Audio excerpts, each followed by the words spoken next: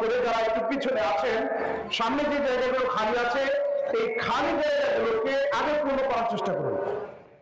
সামনে যে জায়গাগুলো খালি আছে আগে এই খালি জায়গাগুলোকে পূর্ণ করুন। এতে করে পিছনে যারা আসতেছে তাদের জন্য খুবই ভালো হবে, তারা সুন্দরভাবে তারা বসতে পারবে। আজ পবিত্র দিন, ঈদের দিন। আল্লাহ পাক রব্বুল আলামিন কোরআন মাজিদ ফুরকান হামিদে ইরশাদ করেন, কুল বিফাদলিল্লাহি ওয়া বিরহমাতিহি ফাবিযালিকা ফালইফরাহু। হাবিব আপনি বলে দিন, তারা যেন আল্লাহ তাআলার ফজল পেয়ে, আল্লাহ তাআলার রহমত পেয়ে তারা যেন খুশি উদযাপন করেন। জোরে বলুন না সুবহানাল্লাহ। দীর্ঘ একটি মাস সিয়াম সাধনার মাস পেরিয়ে আমরা শাওয়াল মাসের প্রথম তারিখ ঈদুল ফিতরের মুখ দেখতে পেরেছি। কথা বলেন ঠিক কিনা? আল্লাহ তাআলা আমাদেরকে যে হায়াতে রেখেছেন, আমরা যে দীর্ঘ একটি মাস রমাদানের মুবারকে রোজা রেখে আল্লাহ পাক রব্বুল আলামিন এই শাওয়াল মাসের প্রথম তারিখ ঈদের দিন আল্লাহ পাক রব্বুল আলামিন বান্দাকে প্রতিদান দান করবেন। আল্লাহ তাআলা ঈদের দিন বান্দাকে ক্ষমা করেন। তো সেই ক্ষণ আমরা পেয়েছি, সেই মুহূর্ত আমরা পেয়েছি। এই জন্য আল্লাহ পাক রব্বুল আলামিনের বারগাহে শুকরিয়া আদায় করে সকলে মিলে একবার বলি আলহামদুলিল্লাহ। আপনি তো দুরুদসালাম সেই দৃশ্যের সংবাদদাতা নবীর প্রতি পেশ করছি, যে নবীজির গায়েবের খবর প্রকাশ করতে তিনি কোনটা করেন না। সকলে মিলে সেই নবীজির প্রতি একবার দরুদ শরীফ হাদিয়া পেশ করে বলি সাল্লাল্লাহু আলাইহি ওয়াসাল্লাম। ঈদের দিন বিশেষ করে যে সমস্ত কাজ করা আমাদের জরুরি, ঈদের দিন সর্বপ্রথমে ফজরের নামাজ যদি সম্ভব হয় তাহলে মসজিদে আদায় করা। ঈদের দিন বিশেষ করে গোসল করা এবং নখ কাটা, সুরমা লাগানো, নতুন কাপড় পরিধান করা, নতুন যদি না থাকে পুরোপুরি ধুয়ে সুন্দর করে সেটাকে পরিধান করা। ঈদের দিনে ঈদগাহে আসার সময় এক রাস্তা দিয়ে আসা, অপর রাস্তা দিয়ে যাওয়া এবং আসার পথে তাকবীর পাঠ করতে করতে আসা। আল্লাহু আকবার, আল্লাহু আকবার, লা ইলাহা ইল্লাল্লাহ, আল্লাহু আকবার, আল্লাহু আকবার, ওয়া লিল্লাহিল হামদ, এটা পাঠ করতে করতে আসা। বিশেষ করে ঈদের নামাজ ঈদগাহে আদায় করা, ঈদের নামাজের পরে একে অপরকে মোবারকবাদ দেওয়া, আলিঙ্গন করা, মুসাফাহা মুআনাকা করা, একে অপরকে মোবারকবাদ দেওয়া। এবং বিশেষ করে ঈদ মানে হচ্ছে খুশি, আনন্দ। এটা ধনী ধনী বলে কথা নয়, ধনী গরিব, গরিব ধনী, এক কথা সবাই একত্রে এক কাতারে আসা। কথা বলেন ঠিক করে? ধনী গরিব সবাই একে অপরের খোঁজ খবর রাখা, গরিবদের বিশেষ করে খবরাখবর রাখা। বিশেষ করে ঈদের দিনে সাদকাতুল ফিত্র, সাদকায়ে ফিত্র যেটা আছে এটা ঈদগাহের আগে আদায় করা। ঈদের দিনে ঈদগাহের আগে অর্থাৎ ঈদের নামাজের পূর্ব মুহূর্তে সাদকাতুল ফিত্র যেটা আছে এটা আদায় করা। যদি কোনো ব্যক্তি সাদকায়ে ফিত্র আদায় না করে, যদি নামাজের পূর্বে দিতে না পারে, পরে হলেও তবু তাকে দিতে হবে। পরে হলেও তবু তাকে কি করতে হবে? ফিতরা এটা আদায় করতে হবে। ফিতরা বিশেষ করে রমাদানুল মুবারক মাসে অনেকে আমরা প্রদান করে থাকি। অনেকে যদি মিস করে থাকে তাহলে তারপরে তারা কি করবে? ঈদের পরেও, ঈদের নামাজের পরে হলেও তবু তাদেরকে ফিতরা দিতে হবে। এটা মাফ নাই। ফিতরা কি নাই? ফিতরা মাফ নাই। এটা ফিতরা ব্যক্তিদের উপরে অপরিহার্য, ওয়াজিব। ঈদের দিনে আমরা ঈদগাহে আসি, ঈদের নামাজ আদায় করি। বিশেষ করে রমাদানুল মুবারক মাসের পর আমরা যে শাওয়াল মাস পেলাম, দীর্ঘ একটি মাস সিয়াম সাধনার মাস থেকে আমরা যে জিনিসগুলো আমরা পেয়েছি সেই জিনিসগুলোকে মূলত আঁকড়ে ধরা, সেই জিনিসগুলোকে কন্টিনিউ করা, এটা হচ্ছে আমাদের বড় চ্যালেঞ্জ। কথা বলেন ঠিক কিনা?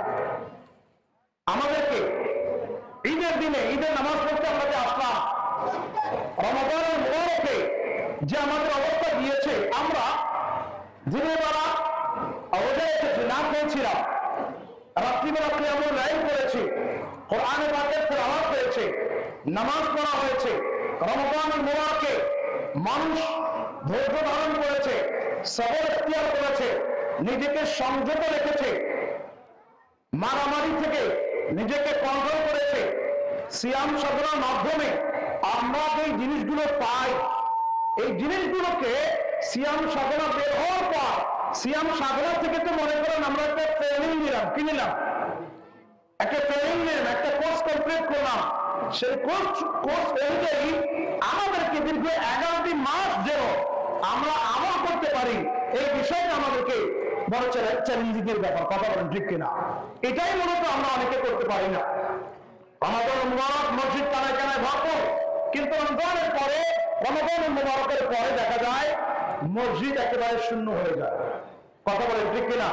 কিন্তু আমাদের করণীয় কি? আমাদের করণীয় হচ্ছে রমজানুল মুবারকে যেমনি ভাবে আমরা 5 ওয়াক্ত নামাজ মসজিদে এসে বা জামাত সহকারে আমরা আদায় করেছি, আমরা যে আদায় করেছিলাম সেটা যেন আমরা কন্টিনিউ করতে পারি। ঈদের দিন আজকে বিশেষ করে অনেক ব্যক্তি ঈদের নামাজ পড়ার পর যে সমস্ত কাজগুলো আমাদের করা দরকার, সদকা দেওয়া দরকার, গরিব দুঃখী অসহায় যারা তাদের খবর রাখা দরকার, কেউ খেয়ে আছে না না খেয়ে আছে এই জিনিসগুলো দেখা দরকার। গরিবদের, অসহায় ব্যক্তি যারা, তাদের জন্য এমন কিছু করা দরকার কেউ যেন না খেয়ে না থাকে। কথা বলেন ঠিক কিনা?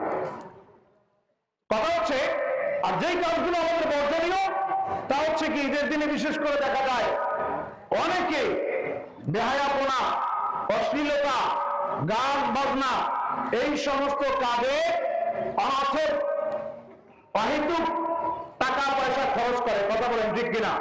এইগুলো না করা, এগুলো না করে ভালো কিছু করা, ভালো কাজ করা। ঈদের দিন বিশেষ করে যে নামাজের পর যদি সম্ভব হয় তাহলে কবরস্থানে যাওয়া, কবর জিয়ারত করা, পিতামাতার কবর জিয়ারত করা, এই নেক কাজ যেগুলো আছে এই কাজগুলো আমাদেরকে করা দরকার। কথা বলেন ঠিক কিনা? আর মাত্র সম্ভবত 5 মিনিট বাকি রয়েছে।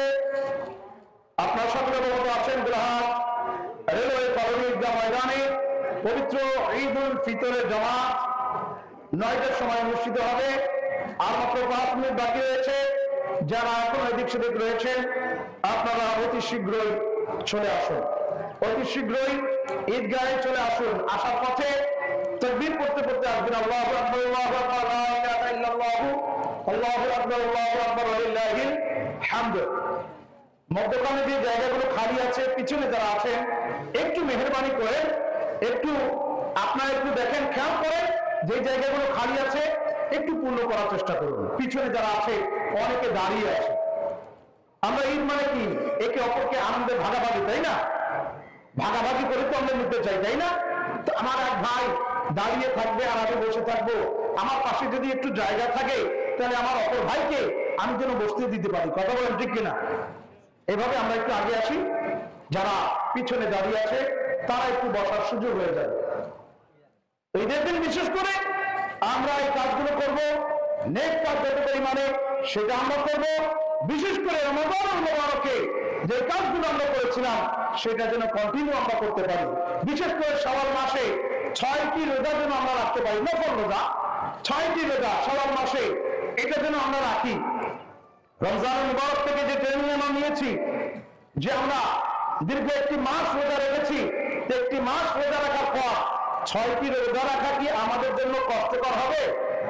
একটু সবাই বলুন।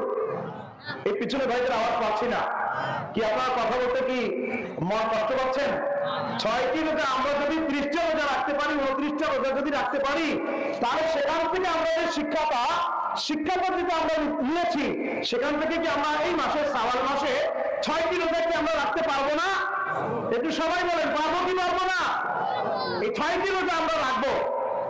এই 6টি রোজা পুরো 1 মাসের যে কোনো মুহূর্তে যে কোনো সময় অর্থাৎ রাখা যায়। কন্টিনিউ যদি কোনো ব্যক্তি রাখতে চায় তবুও পারবে, অথবা কেউ যদি চায় 1-2 দিন পর একটা করে রাখবে। এভাবে পুরো মাস জুড়েই এক কথা শাওয়াল মাসের 6টি রোজা এটা রাখতে পারবো।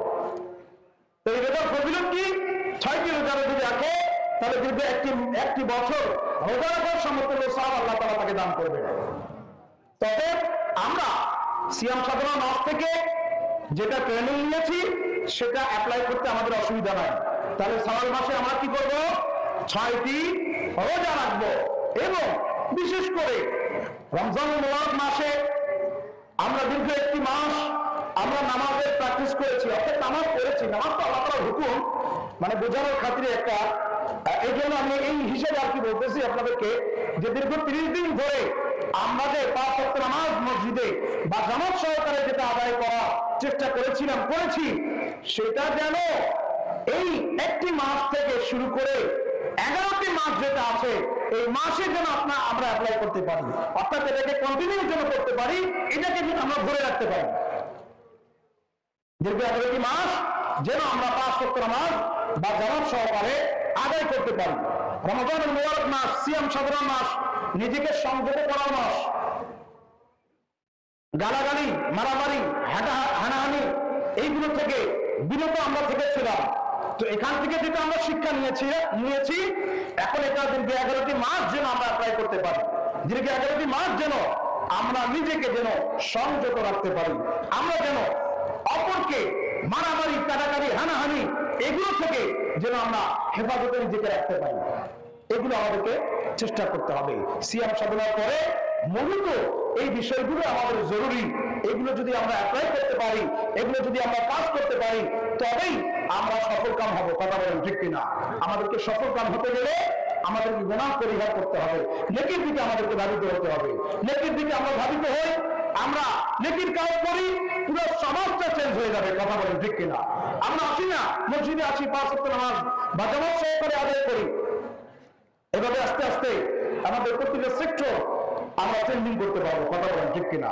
আমরা যতক্ষণ না আল্লাহ তাআলাকে ভয় করব, ততক্ষণ অন্য জিনিস যেগুলো আছে সেগুলো থেকে আমাদের এরকম হবে না। আল্লাহ তাআলাকে যদি ভয় করি, তবেই সৃষ্টিকুলকে আমরা মহব্বত করতে পারবো, ভালোবাসতে পারবো।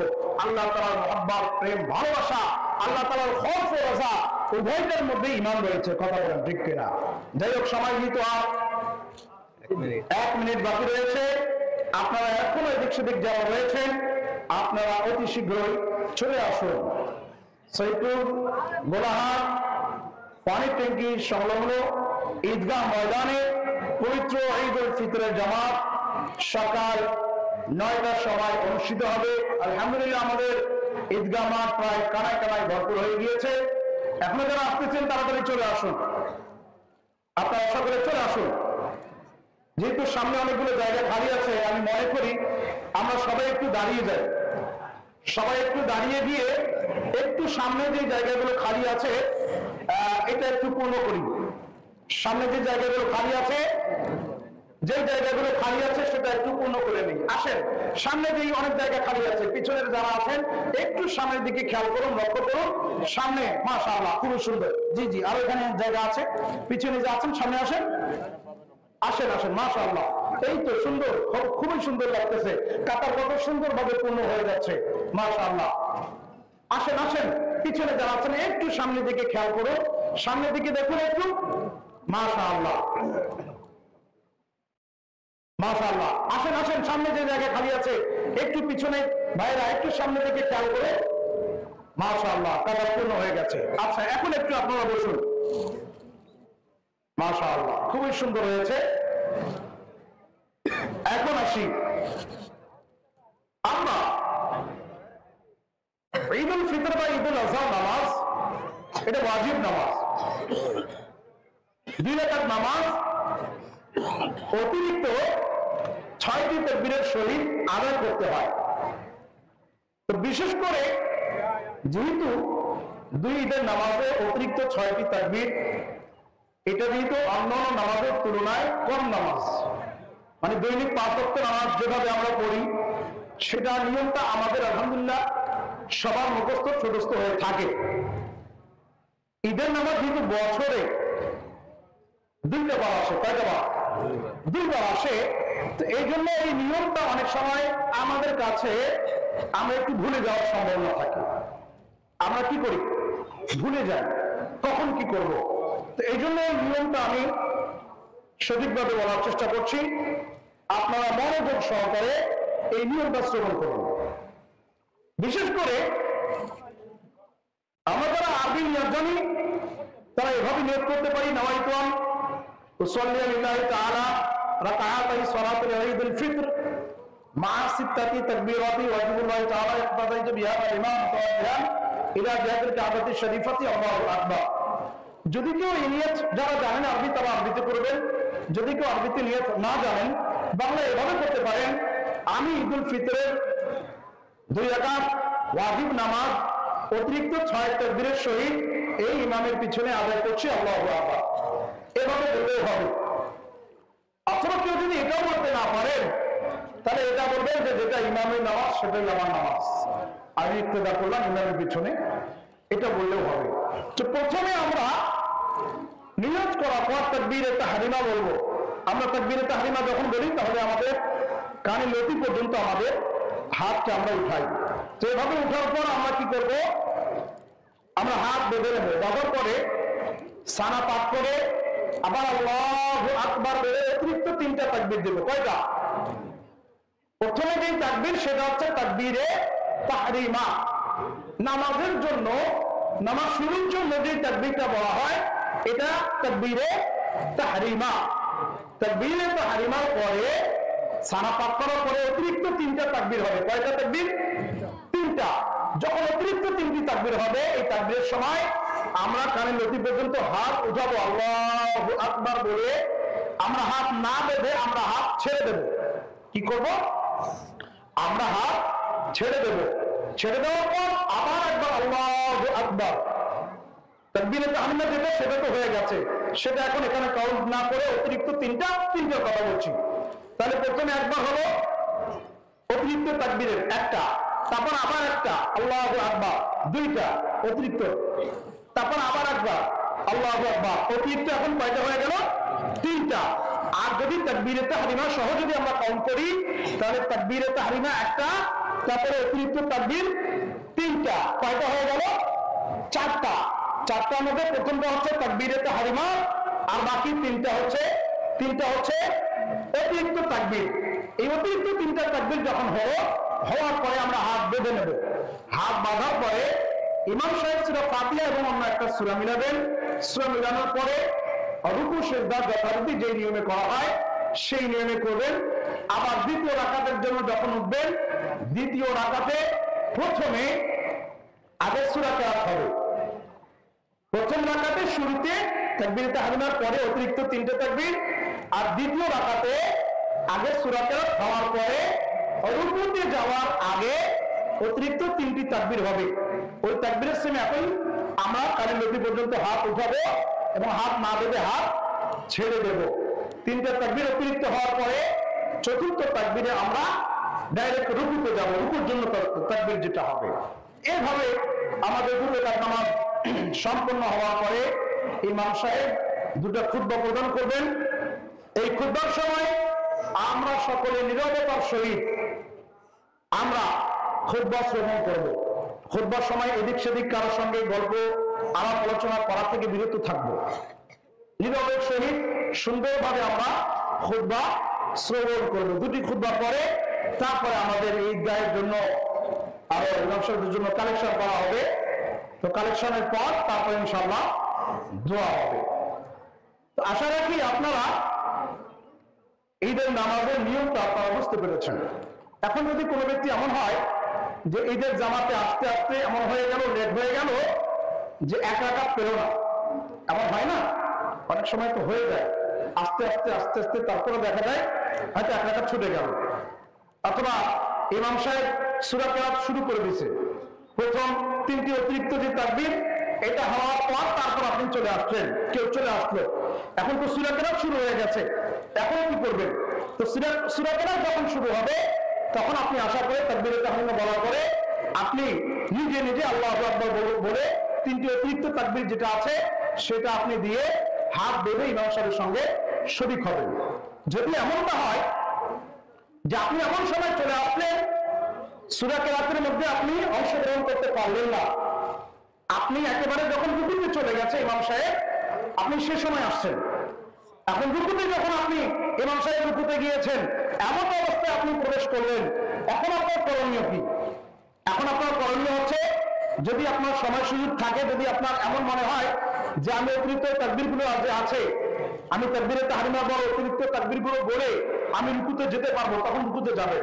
আর যদি এমন হয় যে না, আমি রুকুতে এভাবে উপরে আমি সময়টা পাচ্ছি না, রুকুতে ডাইরেক্ট চলে গেলেন, তো রুকুতে গিয়ে আপনি তখন কি করবেন, ওই তাকবীরগুলো বলবেন, কিন্তু তখন আপনি হাত উত্তোলন করবেন না, এমনি শুধু তাকবীর বলবেন, এমনি শুধু তাকবীর বলবেন। তাকবীর বলে আপনি রুকুতে চলে যাবেন, রুকুতে তাকবীরগুলো বলবেন, হাত উঠাবেন না। এমন যদি এমন হয়ে যায় আপনি রুকুতে এমন অবস্থায় চলে গেলেন, আপনি রুকুতে যাওয়ার পরে আপনি শুধু একবার তাসবিহ পড়ার সময় পেলেন, আর সময় পেলেন না, আপনি তো অতিরিক্ত যে তাকবীর এটা তো আপনার হয়ে গেল, তাই না? এমন যদি হয়, অথবা যদি কারো এক রাকাত যদি বাদ পড়ে যায়, এক রাকাত বাদ, এক রাকাত সে পেল না, দ্বিতীয় রাকাতে যখন সে শামিল হলো, দ্বিতীয় রাকাতের তাকবীর তো পেয়ে গেল, কিন্তু প্রথম রাকাত যদি কারো বাদ যায়, তখন সে যখন নিজে আদায় করবে, তখন সে তাকবীরগুলো, অতিরিক্ত তাকবীরগুলো বলবে, এভাবে নামাজ সম্পন্ন করবে।